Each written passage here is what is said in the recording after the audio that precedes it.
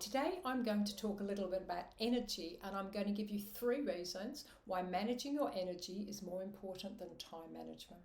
Now, first and foremost, we are energy beings, and everything in the life is energy.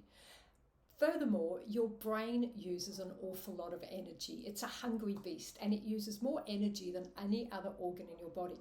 So if you get tired when you're working and your brain is using too much of your energy, you'll get decision fatigue, you'll get tired, and when we're tired, we tend to default back into our less than optimal habits. We lose focus and we lose productivity and waste time.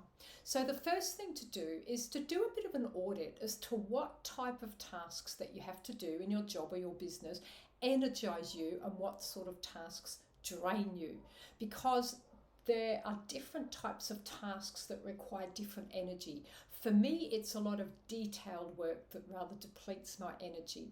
However, I'm aware of that, so what I do is I batch the jobs that I feel a little bit tedious, and I usually put them later in the day when my energy is a little bit low, and I save the beginning of my day for my best work, which is creating and coaching.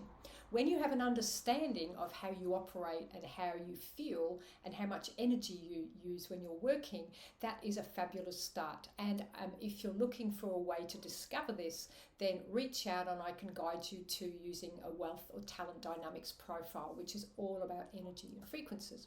So let's imagine that you know what you do and you've got a lot of work to do today. The second thing to do is be clear about what you're doing and what the outcome is. Sounds simple, but when we set a clear intention, we channel the energy of the mind towards the end result. So you're more going to be better equipped to be more productive and focused.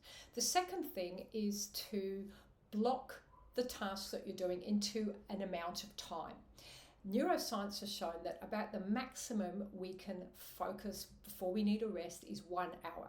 So at least every hour, set a reminder and stop for a couple of minutes. Do some breathing to get present. Drink water, maybe fuel yourself to keep your brain hydrated and fueled well. And if you can, go outside into nature. Do something completely different to rest your executive part of the brain. Or if you can't go outside, focus on people or somebody that you love or that brings you joy, something that you love to do. That just uses different parts of the brain, and then it almost re-energizes your executive part so that when you come back after your 2 minutes, you can get back into it and time yourself. Ideally, a lot of research has shown that if you're working for a long period of time, if you stop for every 20 minutes and just have a 20-second break where you do a bit of daydreaming, again, you're just switching between both parts of the brain, and you increase your focus, reduce your stress, and you'll be able to work for longer on those days when it's necessary. The last thing to do is every time you finish a block of time, on a piece of paper, simply put some check marks and tick one off.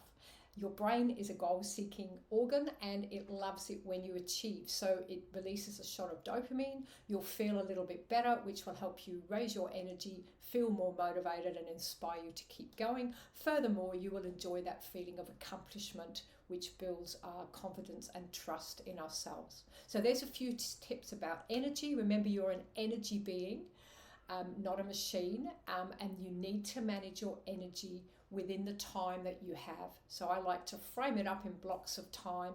Make sure you have breaks and reward yourself when you've done things, and be clear about what task it is that you're doing. If you have any questions, reach out. Otherwise, if you know anyone that could benefit from learning a little bit about energy management, then please share this video. Thank you. Mandy Napier, Mindset.